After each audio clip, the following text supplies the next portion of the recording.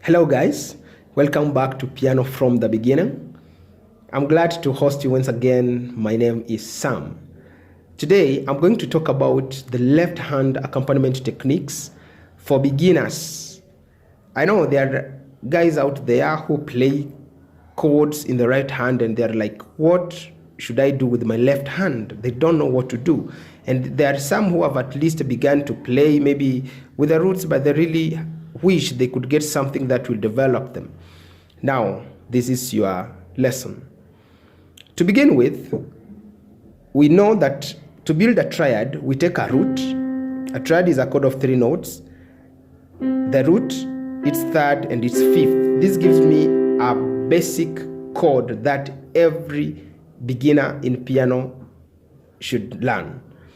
And then we know of primary triads. Now, chord 1, chord 4, and chord 5 in any key. Those are the primary triads or primary chords, and they are the chords that I'm going to use in this tutorial because they are the most known chords by any beginner in any key. Okay, so when we play in the left hand, I should always understand the key in which I'm playing. So if I'm playing in the key of C, my left hand should always assume the C position, which is having my finger 5 in the C, and then finger 4 in D, finger 3 in E, finger 2 on the F, and finger 1 on G. You must know these finger numbers because every instrument has got fingering, and in each instrument fingers are given numbers according to that instrument. Okay, so in piano we have finger 1, 2, 3, 4, and the pinky is 5. Okay, so if I'm playing in C position, then my hand should assume this position we call C position. If I'm playing in G, then my hand should assume that G position with finger 5 on G. If I'm in F position, then the same happens, finger 5 on F. That is the basic beginner position. So when we play the C chord, the root of that chord which gives it its name is the C. And so that is what, as a beginner, you should play in your left hand, okay? So if I play C chord, I should play the root of the C in my left. Then if I go to F chord, so I've just played it in root position, I play my F again. If I play the G chord, in whichever inversion I play it in the left hand, in the right hand, then I should play a G here. So this could be a G, this is a G chord, this is G chord, this is G chord. It doesn't matter which inversion I'll use in the right hand. And so I will not dwell or talk about the right hand because now we are talking about the left hand accompaniment. Okay, yes. So if I want to play chord the progression, say 1 4 1 5, because it will be C chord to the F chord, then C chord, and again G chord, 1 4 1 5. So I'll play the root of the 1, the root of the 4, then root of the 1, then root of the 5. Okay, now both combined will sound this way: to the 4, then to the 5.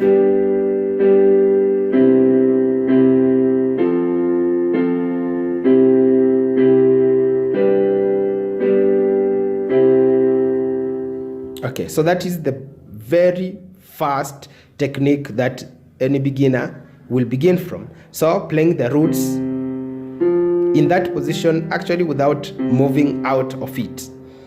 The next, playing what we call fifths. So I now add the 5 into the root. So I'll have what we call an open fifth. So for the C chord, I'll play do and so.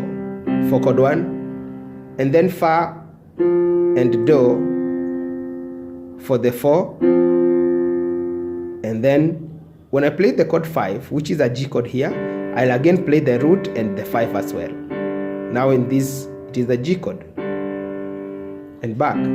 So if I'm to play 1 4 1 5 progression, I'll play 1 to the 4, and this can be played in any octave, here or here, depending on where the right hand is playing. So chord 1 to the 4,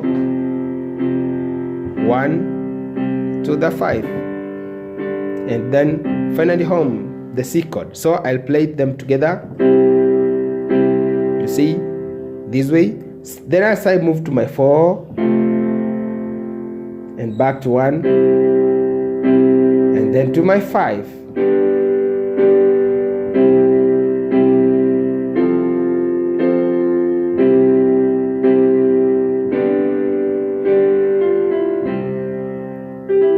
Okay, that is it. That's the next step you will learn. And then next is opening or stretching out into an octave. Okay, so left hand plays C and C. That is what an octave is, an interval between two notes with a similar name, like C and C or G to G. That's what an octave is. So when I play C chord, I can play, the left hand can play the C1 and C2 together, or C2 and C3, depending on what the right hand is playing. So I can play the C chord in my right hand in the first inversion, and then left plays C and C here. To my 4. So I've played this F, F1 and F2. Okay, and get to my back to my chord 1. Okay, so however, when we are playing now, we mix these techniques. You are not limited to staying in one technique, and the more you mix them up, the more it brings some variation, and it breaks the monotony of playing in one way all the time. So nobody can even predict what you are going to play next. So as I play, and now that's where creativity comes in, because you have the freedom to play about the way you wish. So I'll play my chord 1, for example, up and fifths, okay, and then I can move to the 4 in octaves in my left hand, maybe back again to the 5th, and then open out to an octave again in G. So from here, for example, if I'm coming back to my C chord, it will be efficient and much easy to just come back in, because G is a common note. It is just repeated. G and G to play chord 5 here. 5, and then back. Okay.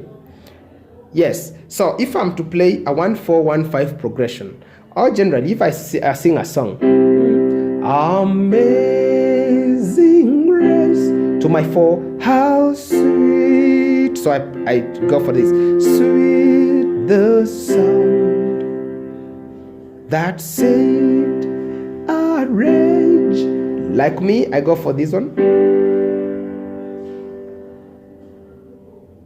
Yes, and that can work in any key, as I said. So it's only playing with understanding. That can be applied in any key, and that will develop you. So, but then you will realize when my hand is outstretched this way from octave to octave, if I drop my finger 2 here, it will fall on the 5th of that chord. Okay, so when we are playing open 5th, I was playing G and D for the 5. So meaning if I play G and G and drop my 2, I have this power chord which will be very or sound richer with the 5 played within the 2 octave notes than just playing them only the G and G. Okay, so if I'm playing F, I'll have this C played by my finger 2 here, as 5 takes the F and finger 1 takes the F here. Okay, so it will be now Amazing Grace, how sweet the sound. So it is now richer, and you can now play the right hand in any inversion you wish, or even in whether using extended chords, whichever way you will wish to play. Sing grace, how sweet that sound.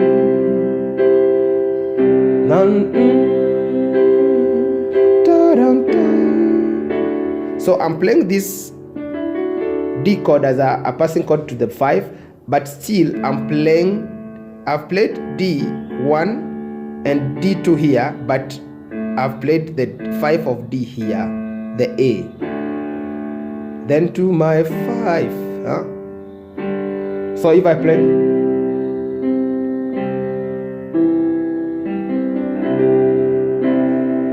how sweet the sound that saved a wretch like me. So I play. That's another step.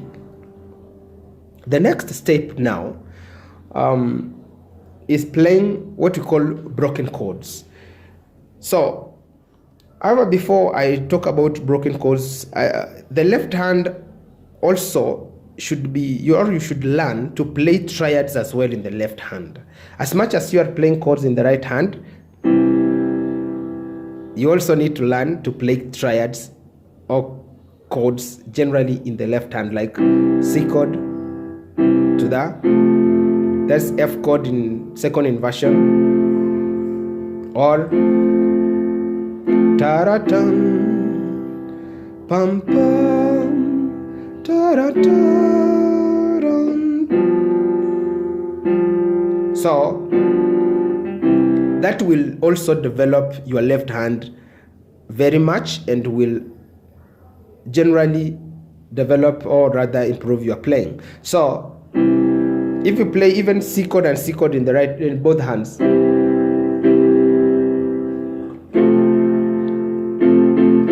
the same chords in both hands, they sound richer. I got to my 5. Okay, so this is a G7 chord. It's singular form, and you can learn that because I've done a tutorial on that called dominant sevenths. Okay, so this will open a very good way to help you play broken chords nicely to improve your playing. So when I play these 3 notes of the chord together, this is called a block chord. But when I play them one note after another, they give me what we call a broken chord. So playing broken chords also enriches your playing, and especially when you are playing worship, where songs move at a slower tempo and you play and you feel like there are gaps that you don't know what to do about them. So this will prove so handy. If I play Amazing Grace, how sweet the sound that saved a wretch like me.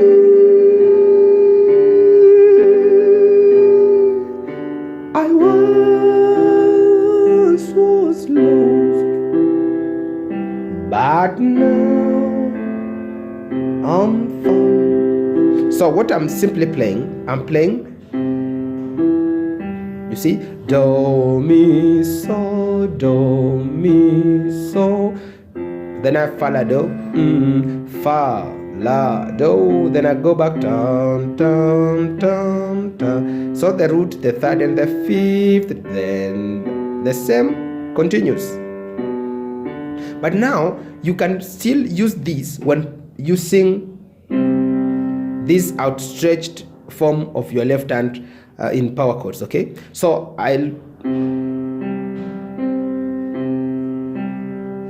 you see that, to my F chord,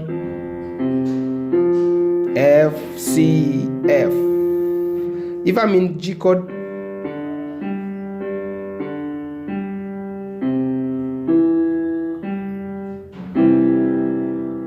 that is another technique which will prove very important. So if I'm playing,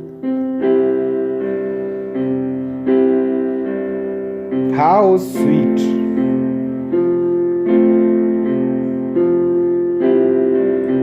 the G chord, even if the music is flowing fast, still it is a very good one.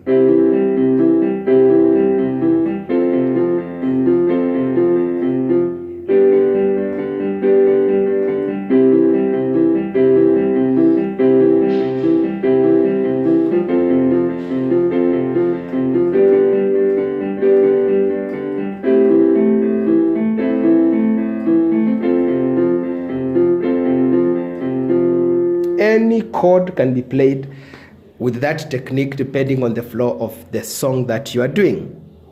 Okay, then after that is now developing to play beyond that octave stretch. Okay, so I can play, for example, then I take my 2 over and play my 1 there. So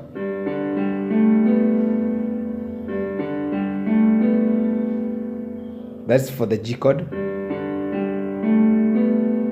For the C chord, so what I've played is this, and then 2 play the D and E, the D chord.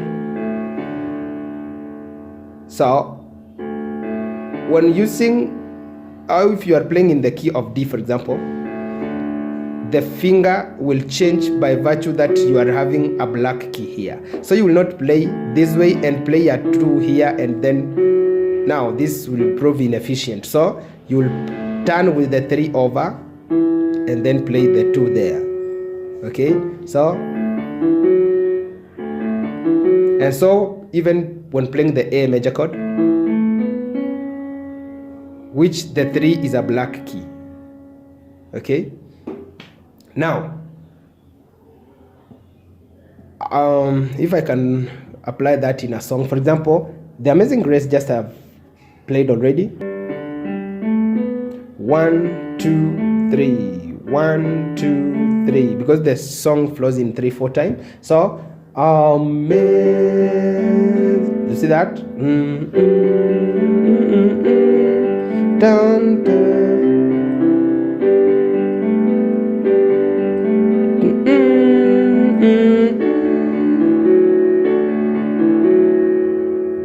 So here we said you 5, 2, 1, 3 passes over and then play the 2 in the black key. I was, you see that? Ta-da-dum, ta-dum, ta-da-da. Was blind, but now I see. That is left hand accompaniment, which now is of another level as you develop. Practice that, and I think that's enough.